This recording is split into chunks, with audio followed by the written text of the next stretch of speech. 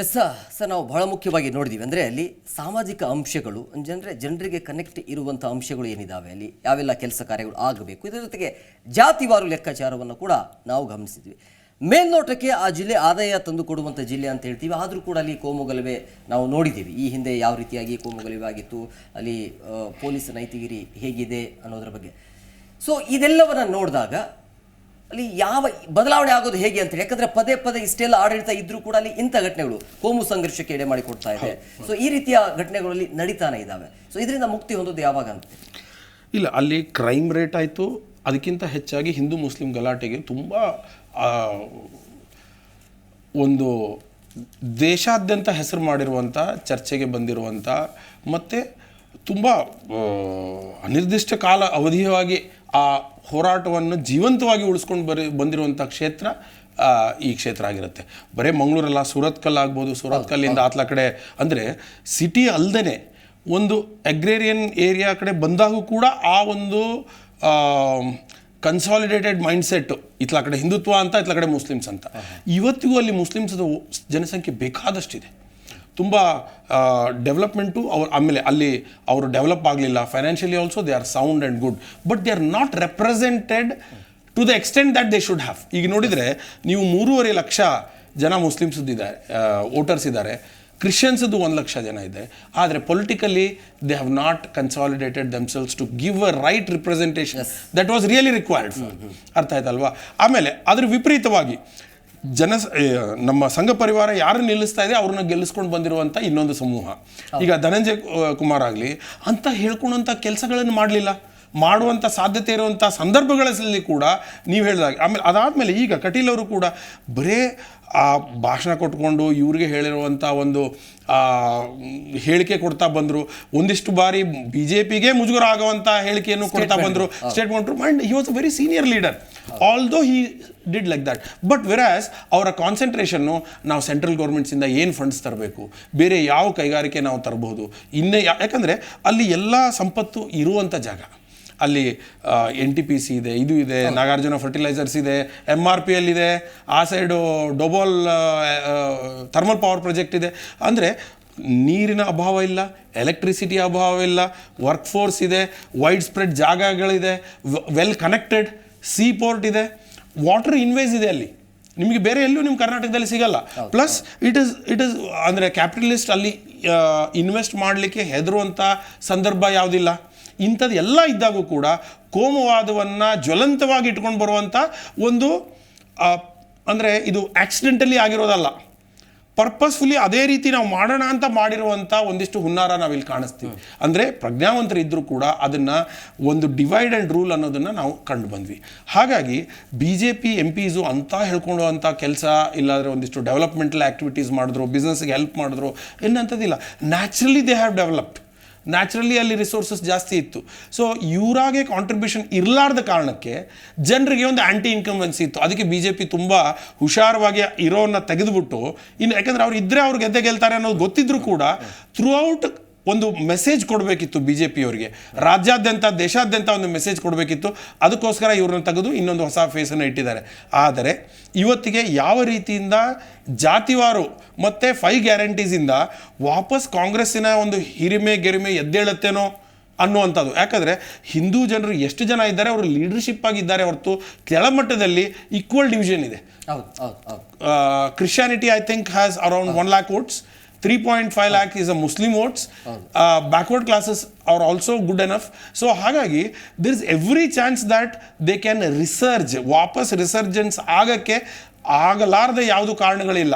But they have to give and the candidate is also good enough. ಯಾವುದೋ ಎಲ್ಲಿಂದ ತೊಗೊಂಬಂದ್ಬಿಟ್ರು ಅಂತ ಏನು ಕ್ಯಾಂಡಿಡೇಟ್ ಅಲ್ಲ. ಕ್ಯಾಂಡಿಡೇಟ್ ಯಾರು ಪೈಪೋಟಿ ಕೊಡ್ಬೋದು ಅಂಥ ಒಳ್ಳೆ ಕ್ಯಾಂಡಿಡೇಟನ್ನೇ ಹಾಕಿದ್ದಾರೆ. ಸೊ ಹಾಗಾಗಿ ಜನರ ಮೂಲಭೂತ ಯೋಚನೆಗಳು ಏನಾದರೂ ಬದಲಾವಣೆ ಆಗಿದೆಯೋ ಕಟೀಲ್ ಅವ್ರ ಹೇಳಿಕೆ ಕೊಡೋದ್ರಿಂದ, ಇಲ್ಲದಿದ್ದರೆ ಒಂದು ರಾಜ್ಯ ನೋಡಿ, ಅಲ್ಲಿ ಕೂಡ ಒಂದು ವಿಪರ್ಯಾಸ ನೋಡಿ.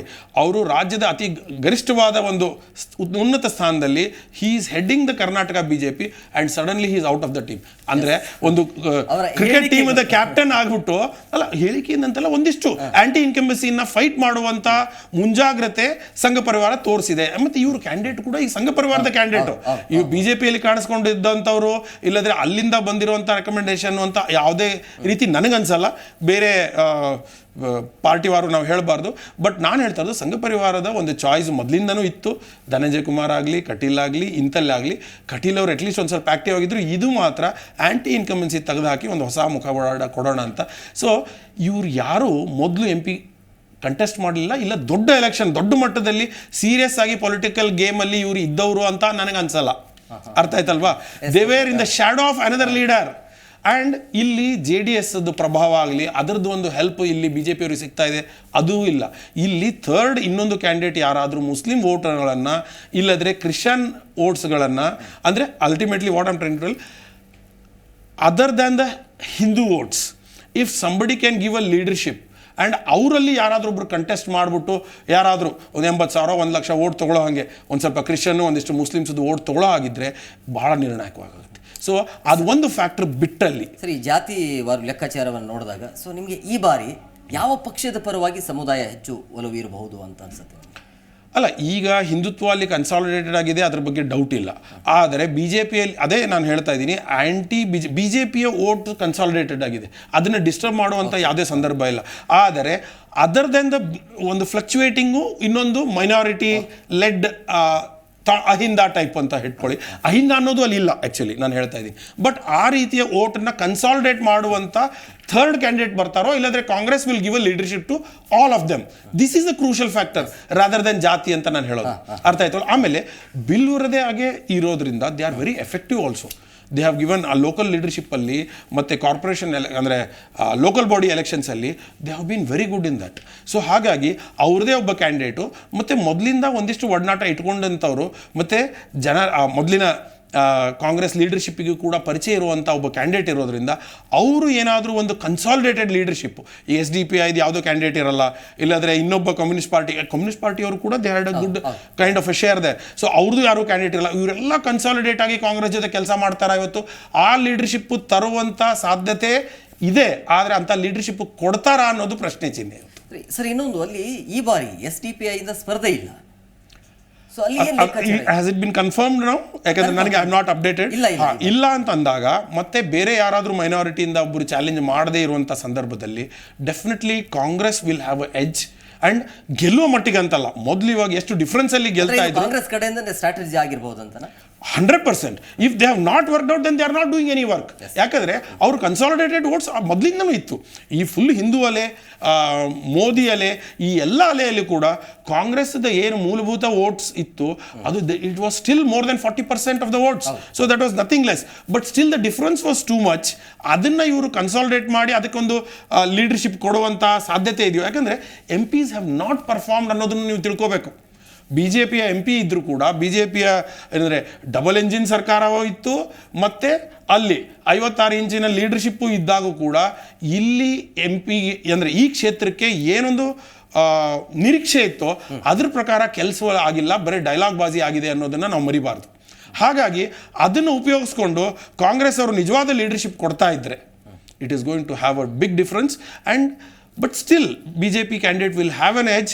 ಬಟ್ ದ ಡಿಫ್ರೆನ್ಸ್ ಮೊದಲೇನು ಲಕ್ಷಗಟ್ಟಲೆ ಡಿಫ್ರೆನ್ಸ್ ಏನಿತ್ತು ಇಟ್ ವಿಲ್ ಗೆಟ್ ಕನ್ಸಾಲಿಡೇಟೆಡ್ ಅಂತ ನಾನು ಅಂದ್ಕೊಳ್ತೀನಿ.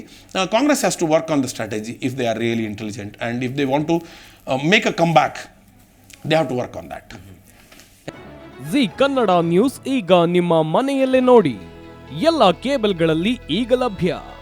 ಸನ್ Direct 292, Jio TV 1334, U digital 162, city cable 51, GTPL 17, Abhishek cables 821, Rockline telecommunication 51, Shri Basaveshwara number 60, Vinayaka digital number 53, in digital number 896ರಲ್ಲಿ.